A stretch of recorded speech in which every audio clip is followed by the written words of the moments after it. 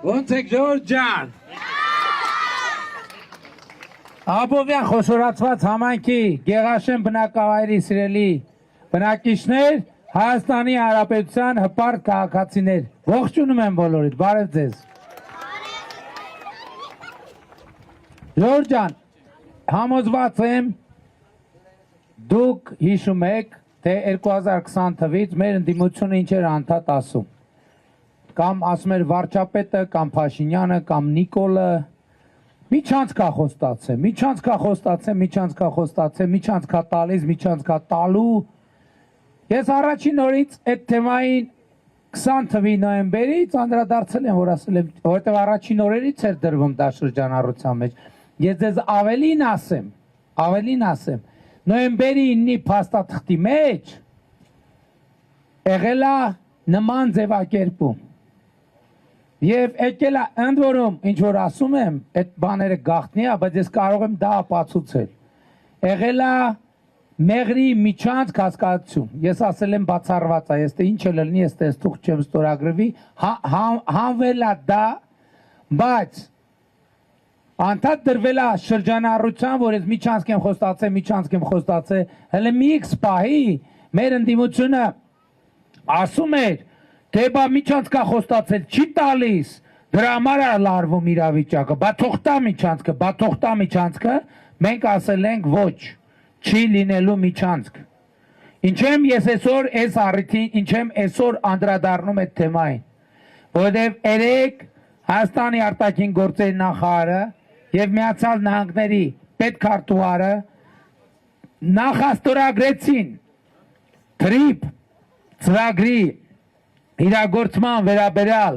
միջպետական համաձայնագրի նախագիծը և որում հստակ արձանագրված է, որ Հայաստանի Հանրապետությունը պահպանում է իր լիարժեք ինքնիշխանությունը, տարածքային ամբողջականությունը, իրավազորությունը թրիփ նախագծի իրագործման բոլոր հատվածների և տարածքների վրա և հետևաբար միջանցքի թեման անվերադարձ փակված է և մենք երկարատև պայքարից հետո հասանք նրան, որ Հայաստանի Հանրապետության տարածքային ամբողջականությունը լիարժեք և ամբողջական արձանագրված է և սահմանազատման գործընթացում այդ գործընթացը մենք կհասնենք լիակատար ավարտի։ Բայց կարևոր եմ համարում նաև ընդգծել, որ ասում եմ երկարատև պայքարից հետո, այդ երկարատև պայքարը ինչքան է, ավագ սերնդի ներկայացուցիչները կհիշեն, որ 90-ականների թվականներից և այսօր էր 90-ականների մամուլը, երբ որ գնանք արխիվում բացենք, կտեսնենք, որ ամեն շաբաթ, ամեն ամիս մեր թերթերը, այս կամ այն թերթը անդադ գրում էին այսպես կոչված Գոբլի պլանի մասին և այլն, որի հիշում եք ժողովուրդ այդ ավագ սերնդի ներկայացուցիչներ հիշում եք, որի իմաստն էր, որ Սյունիքից մի հատված պետքա կտրվի և այլն։ Եվ այս ընթացքում էլ այդ խոսույթը շարունակվել է և անդադ ասվել է և փորձել են մեզ մեղադրել մեղրի սակարկելու, մեղրին տալու, Սյունիքը տալու մեջ։ Այսօր ես ուրախությամբ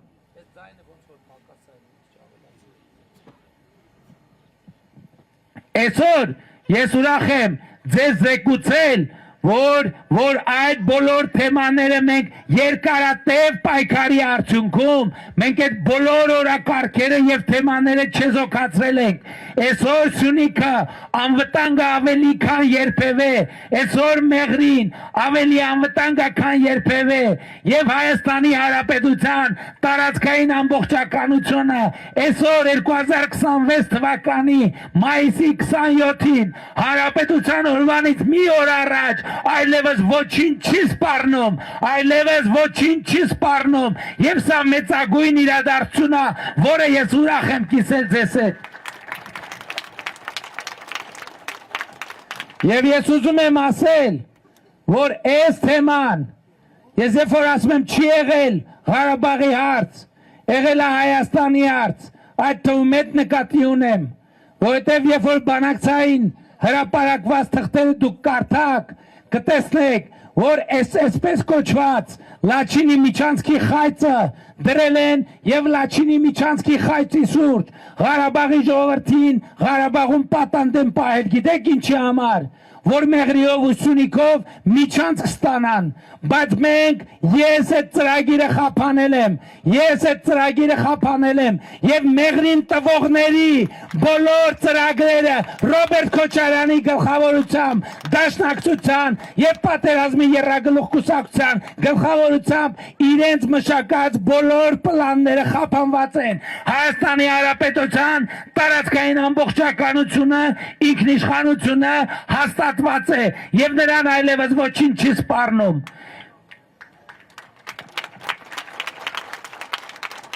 Հիշում եք 2024 թիվը, որ ասում են պատերազմ առնելու, հունվարին ասում են մարտին պատերազմ լնելու, մարտին ասում են մայիսին պատերազմ լնելու, մայիսին ասում են սեպտեմբերին պատերազմ լնելու, ես ինչ էի ժամանակ ասում եմ պատերազմ չի լինելու է խաղաղություն, եւ խաղաղությունը կա, խաղաղությունը այսօր է, խաղաղությունը հիմա է, եւ ես այսօր ձեր մոտ եկել եմ հաստատված խաղաղությամբ, հուսալի հաստատված խաղաղությամբ, եւ այս առիթով ես ձեզ շնորհավորում եմ։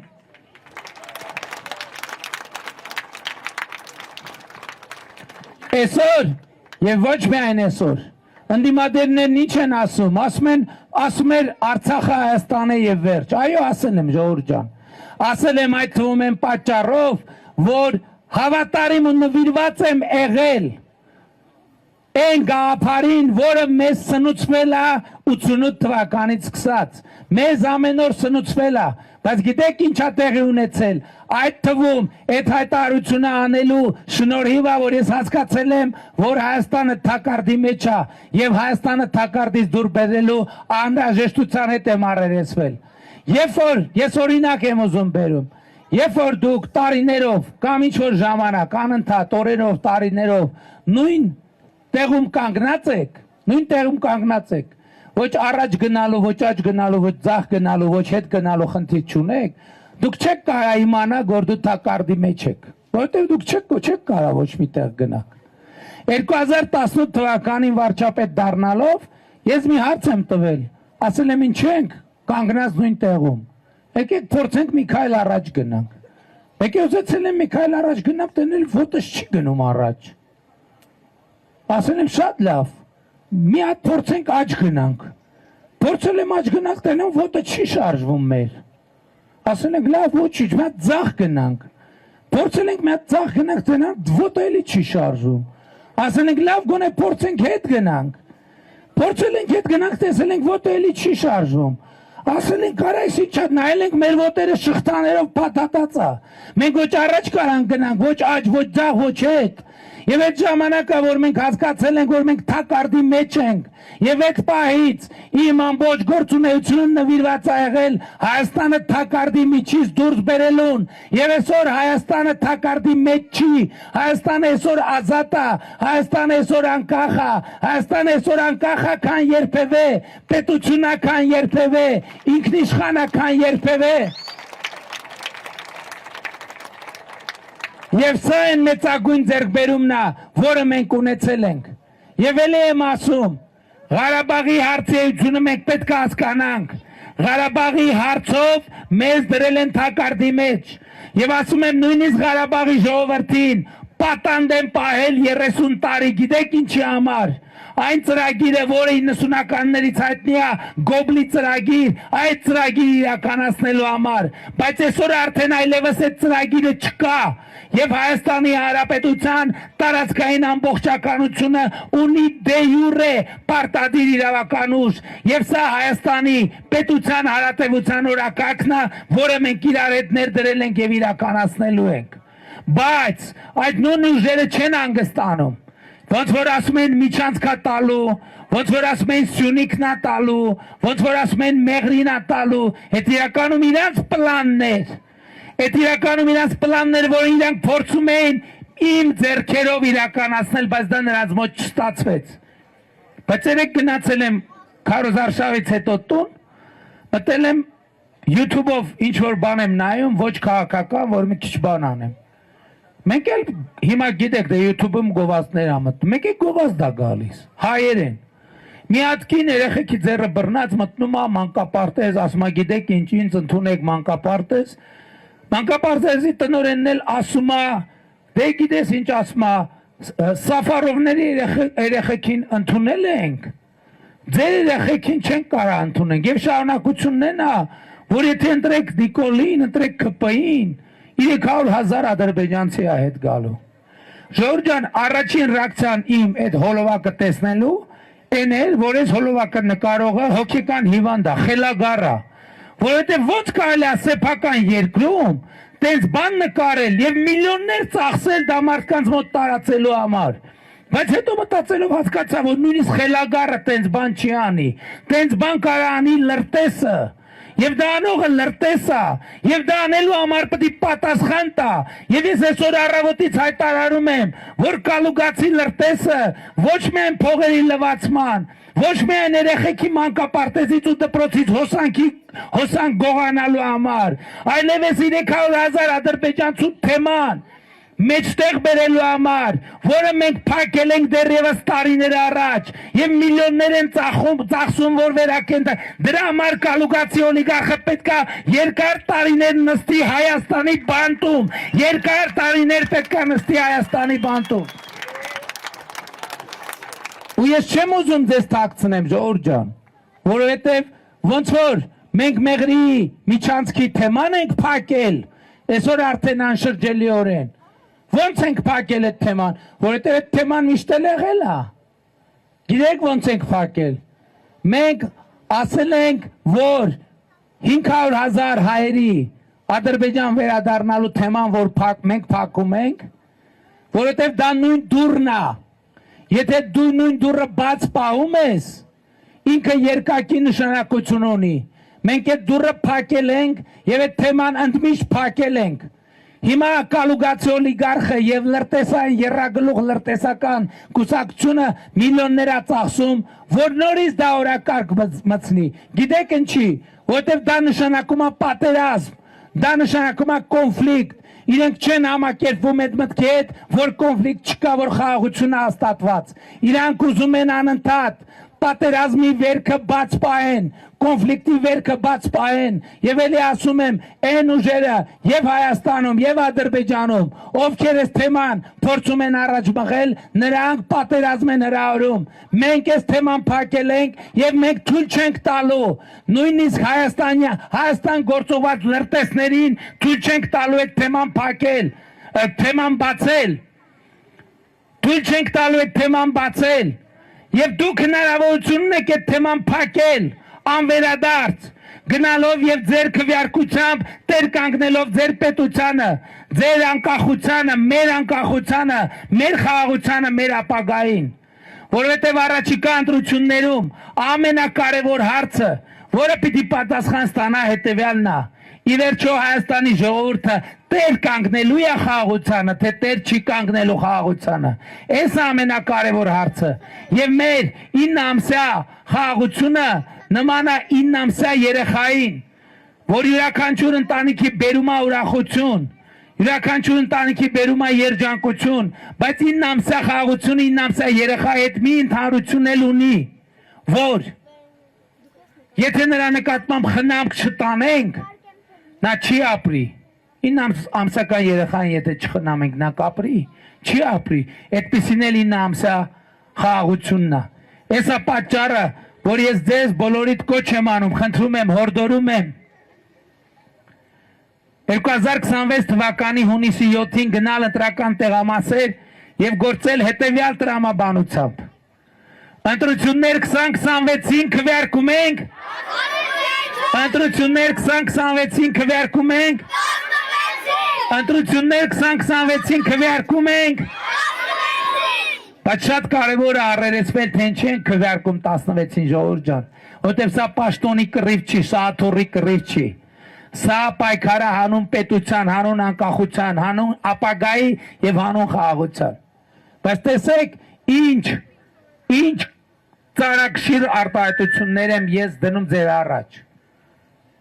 Պետություն, անկախություն, ապագա, խաղաղություն։ Բայց շատ կարևոր է, որ ձեզնից յուրաքանչյուրը հասկանա իր ուժը, քաղաքացին հասկանա իր ուժը։ Այսօր ընտրություններում մասնակցում են ուժեր, ձեզ հայտնի մարդիկ, ովքեր տարիներ առաջ ասում էին, ես միակ տղամարդն եմ։ Կամ մարդիկ, ովքեր ասում են, ես հզոր եմ, ես ամենազոր եմ։ Կամ մարդիկ, ովքեր իրանց ուժեղի տեղ էին դնում եւ հիմա էլ փորձում են դնել։ Տարիներ առաջ նրանք կարող էին որոշել ով ինչ բիզնես անի, ով չանի, ով քայլի, ով չքայլի, ով ավտո քշի կամ չքշի, ով ինչ ավտո կարա քշի կամ չքշի։ Տարիներ առաջ նրանք կարային որոշեին շատերի ճակատագիրը, շատ քաղաքացիների ճակատագիրը։ Այս ամենաշատը փոխվել, որ իրանք այլևս ոչ մի բան չեն որոշում, բա ով է որոշում, ժողովուրդ ջան, դուք եք որոշում։ Հիմա քաղաքացին դուք եք հզորը, հիմա քաղաքացին դուք եք ուժեղը, եւ շատ կարեւոր է, որ դուք ձեր ուժը առերեսվեք ձեր ուժի հետ։ Նրանք այսօր ուզում են փող բաժանելով ձեր ուժը ձեզնից առնեն, որպեսզի դուք այնքան անուժ լինեք, որ նրանք շարունակեն անարգել, թալանել Հայաստանի Հանրապետությունը եւ Հայաստանը մտցնել պատերազմի եւ կոնֆլիկտի փակուղու մեջ։ Այս իրավիճակի ամենակարևոր նրբությունը եւ հետեւաբար ինչ կլինի պետության հետ, ինչ կլինի անկախության հետ, ինչպիսին կլինի ապագան, ինչ կլինի խաղաղության հետ, կախված է, պատկերացնեք ընդամենը մի մարդուց։ Այս բոլոր հարցերի պատասխանը, այս բոլոր հանգույցների հանգուցալուծումը կախված է մի մարդուց, ընդամենը մի մարդուց։ Եվ այդ մեկ մարդը դու ես, եւ այդ մեկ մարդը դու ես, եւ այդ մեկ մարդը դու ես, եւ այդ մեկ մարդը դու ես, եւ այդ մեկ մարդը դու ես, եւ այդ մեկ մարդը դու ես, եւ այդ մեկ մարդը դու ես, եւ այդ մեկ մարդը դու ես, եւ այդ մեկ մարդը դու ես, եւ այդ մեկ մարդը դու ես, եւ այդ մեկ մարդը դու ես։ Դուք չեք մասնակցում ընտրություններին, դուք չեք դեռ։ Դուք հետո 18 տարին երբ որ լրանա այդ ժամանակ։ Իսկ մինչ այդ եւ այդ մեկ մարդը դու ես, եւ այդ մեկ մարդը դու ես, եւ այդ մեկ մարդը դու ես, եւ այդ մեկ մարդը դու ես, եւ այդ մեկ մարդը դու ես, եւ այդ մեկ մարդը դու ես, եւ այդ մեկ մարդը դու ես, եւ այդ մեկ մարդը դու ես։ Ով այդ մեկ մարդը, ես ուզում եմ այդ մեկ մարդու ձեռքը տեսնեմ բարձրացրած, ով այդ մեկ, եւ ահա այս քաղաքացիների, այս մարդկանց հավաքական ամբողջությունն է, որ կոչվում է Հայաստանի Հանրապետության հպարտ արժանապատիվ պետականատեր ժողովուրդ։ Եվ ուրեմն ընտրություններ 2026-ին քվեարկում ենք, ընտրություններ 2026-ին քվեարկում ենք, ընտրություններ 2026-ին քվեարկում ենք, որովհետև պետությանը, անկախությանը, ապագային, խաղաղությանը, Գեղաշենին, Աբովյանին, Երևանին,